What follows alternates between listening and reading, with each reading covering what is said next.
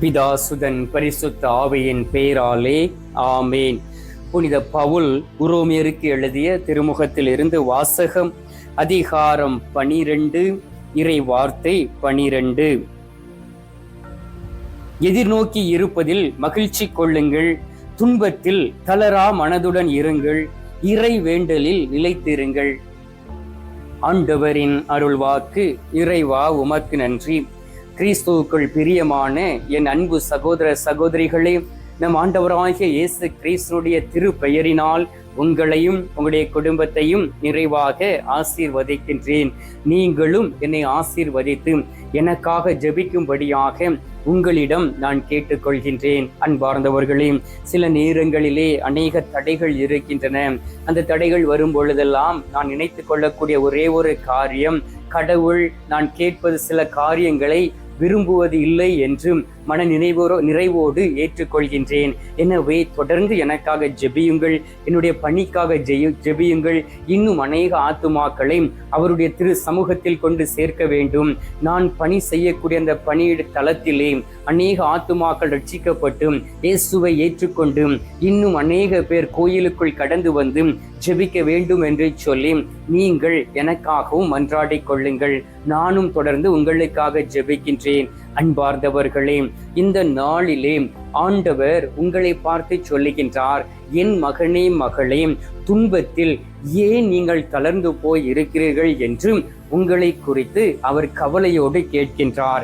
ஆண்டவராகிய இயேசு கிறிஸ்து உங்களுக்காகவும் எனக்காகவும் துன்பப்பட்டார். நம்முடைய துன்பங்கள் எல்லாவற்றையும் அவர் தாங்கிக் கொண்டார் என்பதை நாம் வாசிக்கின்றோம். கல்வாரி சிலுவையிலே எல்லாவற்றையும் சுமந்து தீர்த்து கொண்டார். அவர் நம்மிடம் எதிர்பார்க்கக்கூடிய ஒரே ஒரு காரியம் என்ன தெரியுமா? அனுதினமும் நம்மளுடைய பார சிலுவையை தூக்கி கொண்டு நாம் அவரை பின்தொடர்ந்து செல்ல வேண்டும். இதை மட்டும்தான் அவர் எதிர்பார்க்கின்றார். அப்படி என்றால் உங்களுடைய வாழ்க்கையில் வரக்கூடிய பிரச்சனைகள், உங்களுடைய வாழ்க்கையில் வரக்கூடிய கஷ்டங்கள், உங்களுடைய வாழ்க்கையில் வரக்கூடிய சோர்வுகள், உங்களுடைய வாழ்க்கையில் நீங்கள் சந்திக்கக்கூடிய ஒவ்வொரு பிரச்சனைகளையும் ஏற்றுக்கொள்ளக்கூடிய மனநிலையை உங்களுக்கு தரும்படியாகவும் நாம் கேட்க வேண்டும். சில நேரங்களில் நாம் செய்யக்கூடிய பாவங்கள் இவை அனைத்தையும் நாம் ஆண்டவரிடம் ஒப்புக் கொடுத்து ஜெபிக்கக்கூடியவர்களாக இருக்க வேண்டும். அவ்வாறு இருக்கும் பொழுது துன்பத்தில் தளரா மனதுடன் நம்மால் இந்த உலகத்தில் வாழ முடியும். அன்பார்ந்தவர்களே, என்னிடம் ஜெபிக்க கேட்கக்கூடிய பிள்ளைகளில் 99.99% மக்கள் எல்லோருமே, ஃபாதர், ஏன் என்னுடைய வாழ்க்கையில் இவ்வளவு பெரிய துன்பம்? நான் கடவுளோடு நடக்கின்றேன், ஜெபமாலை சொல்லி ஜெபிக்கின்றேன், திருப்பலியில் தவறுவது இல்லை, மாதத்திற்கு ஒரு முறை நல்லதொரு பாவ சங்கீர்த்தனம் செய்கின்றேன், படுக்கைக்கு செல்வதற்கு முன்பாக குடும்பமாக அமர்ந்து ஜெபமாலை சொல்லி ஜெபிக்கின்றோம். ஆனாலும் வாழ்க்கையில் போராட்டம், ஒரே பிரச்சனை, தடைகள், துன்பங்கள், சோர்வுகள் தொடர்ந்து வந்து கொண்டு இருக்கின்றன என்று கேட்டவர்கள் அநேக பேர் உண்டு. உங்களுக்கு நான் சொல்லக்கூடிய ஒரே ஒரு காரியம் என்ன தெரியுமா? எந்த அளவுக்கு துன்பங்கள் வருகின்றதோ அந்த அளவுக்கு கடவுள் உங்களுக்கு அருளை கொடுக்கின்றார். உங்கள் மீது அவர் மிகவும் பொறுமையோடும் அவர் கன்சனோடும் இருக்கின்றார் என்பதை நீங்கள் அறிந்திருக்க வேண்டும். நீங்கள் இன்னும் கடவுளோடு இணைந்திருக்க வேண்டும். நீங்கள் கடவுளோடு அமர்ந்து இன்னும் நீங்கள் அவருடைய உறவில் நிலைத்திருக்க வேண்டும் என்பதற்காக சில துன்பங்களை அவர் அனுப்பலாம். அல்லது அந்த துன்பங்கள் நடுவிலே நீங்கள் இன்னும் முதிர்ச்சி அடைய வேண்டும் என்பதற்காக உங்களுக்கு சில வாய்ப்புகளை அவர் தரலாம். ஆனால் அவர் என்ன கேட்கிறார் தெரியுமா? எல்லா துன்பங்களின் நடுவிலும் நீங்கள் மன நிறைவோடு இருந்து இறை வேண்டலில் நிலைத்திருக்க வேண்டும். துன்பத்தில் தளரா மனதுடன் இருந்து இறை வேண்டலில் நிலைத்திருங்கள் என்று சொல்லியிருக்கின்றார். துன்பம் வருகிறது என்று சொல்லி கோயிலுக்கு போகாமல் நீங்கள் இந்த உலகத்தில் இருந்தீர்கள் என்றால், துன்பம் வருகிறது என்று சொல்லி நீங்கள் ஜெபிக்காமல் இருந்தீர்கள் என்றால், அந்த துன்பம் உங்களுக்கு சாபமாக மாறிவிடும். ஏனென்றால் ஆண்டவரை தேடாதவருடைய வாழ்க்கையிலே சாத்தான் குடியிருப்பான். அன்பார்ந்தவர்களே, எனக்கு பழக்கப்பட்ட ஒரு குடும்பம், இயேசுவை நோக்கி எப்பொழுதும் ஜெபிக்கக்கூடியவர்கள், ஒவ்வொரு வாரமும் ஒவ்வொரு கோயில்களில் போய் ஆண்டோடைய சமூகத்தில் அமர்ந்து ஜெபிக்கக்கூடியவர்கள். எப்பொழுதும் தன்னுடைய பிள்ளைகளை ஆசீர்வதித்துதான் வீட்டை விட்டு வெளியிலே அனுப்பக்கூடிய அந்த சகோதரி, அவருடைய குடும்பத்திலே துன்பம், சில சாவுகள் நேரிட்டன, குடும்பத்திலே குழப்பங்கள், பிரச்சனை, அந்த பிரச்சனைகளும் கவலைகளும் துன்பங்களும் வந்த பொழுது அவர்கள் தளர்ந்து போய்விட்டார்கள். எதற்காக கடவுளை தேட வேண்டும்? கடவுள் உண்மையிலே இருந்தார் என்றால் ஏன் என்னுடைய வாழ்க்கையில் இவ்வளவு பிரச்சனை? என்னுடைய குடும்பம் ஏன் சாபத்தில் இருக்கின்றது? இளமை பருவத்தில் என்னுடைய மகளை இழந்து விட்டேன், என்னுடைய குடும்பத்தில் மகிழ்ச்சி இல்லை, பிள்ளைகளுக்கு திருமணம் வாய்ப்பது இல்லை, திருமணம் நடந்த பிள்ளைகளும் சந்தோஷமாக இல்லை என்று சொல்லி அநேக கண்ணீரும் கவலையும் அவருடைய வாழ்க்கையிலே நான் அவரிடம் சொன்ன ஒரே ஒரு விஷயம் என்ன தெரியுமா? இவ்வளவு வருடங்களாக உங்களை ஆசீர்வதித்து வழிநடத்திய கடவுள் கைவிட்டு விடுவாரா? உங்களை கைவிட மாட்டார். இந்த துன்பத்திலும் ஏதோ ஒரு விஷயத்தை உங்களுக்கு கற்றுத் தருவதற்காக உங்களை தேடி அனுதினமும் வருகின்றார்.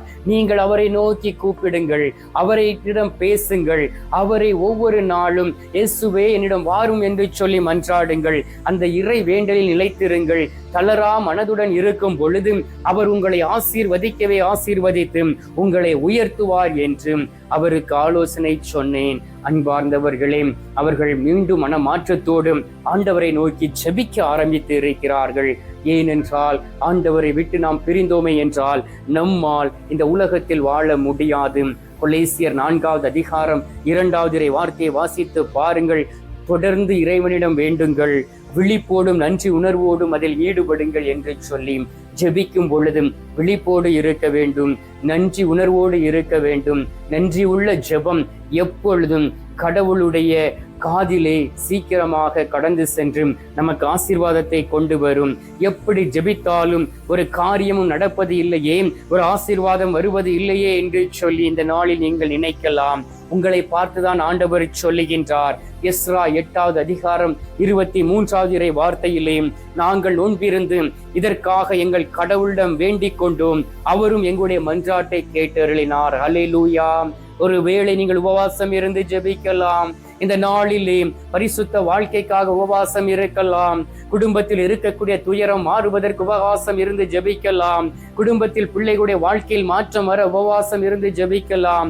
கணவருக்கு ஒரு மனமாற்றம் வர உபவாசம் இருக்கலாம். மனைவி ஒரு பரிசுத்த வாழ்க்கை வாழ இந்த நாளிலே போராட்டத்தோடும் நீங்கள் உபவாசம் இருந்து ஜெபிக்கலாம். உங்களுடைய ஜெபம் ஒரு நாளும் வீண் போகாது. கடவுள் உங்கள் மீது இரக்கம் கொண்டவராக இருக்கின்றார். துன்பத்தில் தளரா மனதுடன் இருங்கள் மகனே மகளே என்று சொல்லி உங்களை தேடி வந்து ஆசீர்வதிக்கின்றார். அன்பார்ந்தவர்களே, ஆண்டவரிடம் மன்றாடியவர்கள், ஆண்டவரிடம் செபித்தவருடைய உள்ளத்தை அவர் அறிவார். உங்களுடைய உள்ளம் கள்ளமற்றதாய் இருப்பதாக தீமையை வெறுத்து நன்மையை பற்றி கொள்ளுங்கள் என்று ரோமியர் 12:9 சொல்லி இருக்கின்றார். எனவே இந்த நாளிலே நன்மையை பற்றி கொள்பவர்களாக இருந்தும் இயேசுவிடம் அன்றாடக்கூடியவர்களாக நாம் இருப்போமே என்றால் இந்த நாளிலே ஆண்டவர் நம்மோடு தங்கி விடுவார். நம்முடைய ஜெபத்திற்கு பதில் கொடுப்பார்.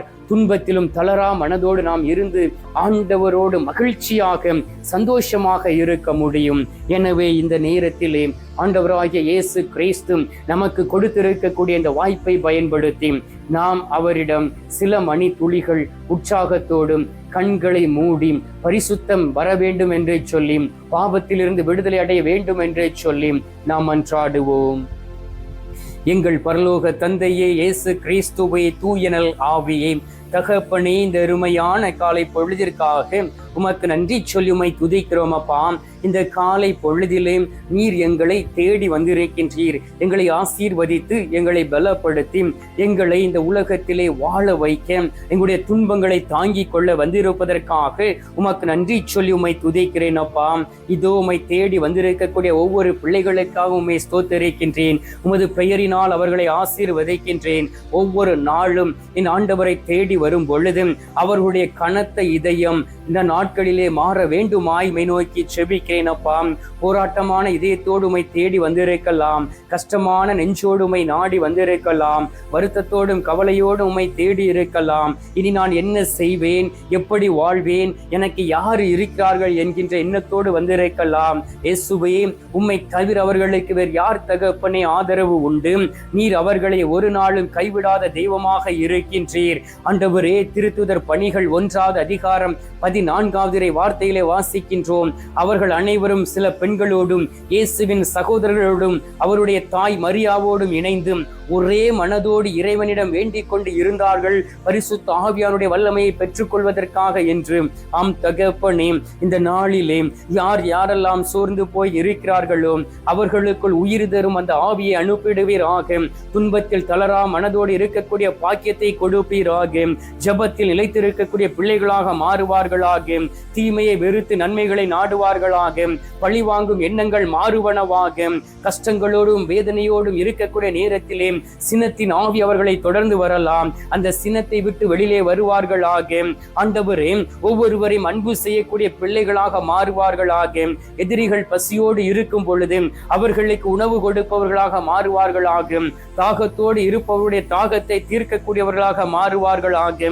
ஆண்டவராகிய இயேசுவே, இந்த நேரத்திலே நாங்கள் அனைவரும் ஒருமனப்பட்டு எங்களுடைய குடும்பத்தின் ஆசீர்வாதத்திற்காக ஜெபிக்கின்றோம். எல்லா பிள்ளைகளையும் ஆசீர்வதித்து அவருடைய குடும்பங்களில் இருக்கக்கூடிய தடைகளை அப்புறப்படுத்தி ஒவ்வொருவரையும் வாழ வைத்திட வேண்டுமாயும், ஒவ்வொரு பிள்ளைகளுக்கும் நீர் பக்கத்துணையாய் கடந்து வந்திட வேண்டுமாயும் நோக்கி செபிக்கிறேன். அப்பா ஆண்டவரே, நீரே பெரியவரும் உன்னதருமாக இருக்கின்றீர். கிறிஸ்தவ வாழ்வு என்பது சாதாரண வாழ்வு அல்ல என்பதை அறிந்து புரிந்து கொண்டு ஒழுக்கத்தோடு வாழக்கூடிய பிள்ளைகளாக ஒவ்வொருவரும் உருமாற வேண்டுமாய் நோக்கி செபிக்கின்றேன். இந்த அருமையான நேரத்திலே நீர் எங்களுடைய ஜெபத்தை கேட்டிருப்பதற்காக உமக்கு நன்றி.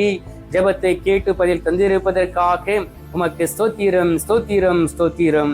மீட்பெரும் இரட்சகருமான இயேசுவின் திருக்கரத்தில் ஒப்புக் கொடுத்து எங்கள் தாய் கன்னிமரியாள் வழியாக ஜெபிக்கின்றோம். அன்பு தந்தையே, ஆமீன். பரலோகத்தில் இருக்கிற எங்கள் பிதாவே, உம்முடைய நாமம் அர்ச்சிக்கப்படுவதாக. உமது ராஜ்யம் அருக. உமது சித்தம் பரலோகத்தில் செய்யப்படுவது போல பூலோகத்திலும் செய்யப்படுவதாக. எங்கள் அனுதின உணவை எங்களுக்கு இன்று அளித்தருளும். எங்களுக்கு தீமை செய்கிறவர்களை நாங்கள் பொறுப்பது போல எங்கள் பாவங்களை பொறுத்தருளும். எங்களை சோதனை விளைவிடாதையும் தீமையில் இருந்து எங்களை ரட்சித்தருளும். ஆமீன். அருள் இறைந்த மரியே வாழ்க, கர்த்தருடனே பெண்களுக்குள் ஆசீர்வதிக்கப்பட்டவள் நீரே. உம்முடைய திருவயிற்றின் கனியாகிய இயேசும் ஆசீர்வதிக்கப்பட்டவரே. அஜிஷ்ட மரியே, சர்வேசுடைய மாதாவே, பாவிகளா இருக்கிற எங்களுக்காக இப்பொழுதும் எங்கள் மரண நேரத்திலும் வேண்டிக் கொள்ளும். ஆமீன். பிதாவுக்கும் சுதனுக்கும் பரிசுத்த ஆவிக்கும் மகிமை உண்டாவதாக. ஆதியில் இருந்தது போல இப்பொழுதும் எப்பொழுதும் என்றென்றும் இருப்பதாக. ஆமீன். அன்பார்ந்தவர்களே, நற்கருணை நாதர் தரும் ஆசீர்வாதத்தை பெற்றுக் கொள்வோம்.